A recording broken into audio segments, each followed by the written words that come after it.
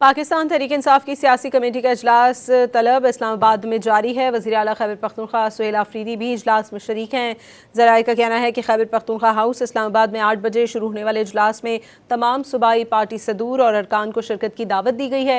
इजलास में बानी PTI की सेहत से मुतालिक अमूर पर मुशावरत होगी। पाकिस्तान तहरीक इंसाफ की सियासी कमेटी का इजलास तलब इस्लामाबाद में जारी है। वज़ीर आला खैबर पख्तूनख्वा सुहेल आफरीदी भी इजलास में शरीक हैं। ज़राए का कहना है कि खैबर पख्तूनख्वा हाउस इस्लामाबाद में 8 बजे शुरू होने वाले इजलास में तमाम सूबाई पार्टी सदूर और अरकान को शिरकत की दावत दी गई है। इजलास में बानी PTI की सेहत से मुतालिक अमूर पर मुशावरत होगी। पाकिस्तान तहरीक इंसाफ की सियासी कमेटी का इजलास तलब इस्लामाबाद में जारी है। वज़ीर आला खैबर पख्तूनख्वा सुहेल आफरीदी भी इजलास में शरीक हैं। ज़राए का कहना है कि खैबर पख्तूनख्वा हाउस इस्लामाबाद में 8 बजे शुरू होने वाले इजलास में तमाम सूबाई पार्टी सदूर और अरकान को शिरकत की दावत दी गई है। इजलास में बानी PTI की सेहत से मुतालिक अमूर पर मुशावरत होगी।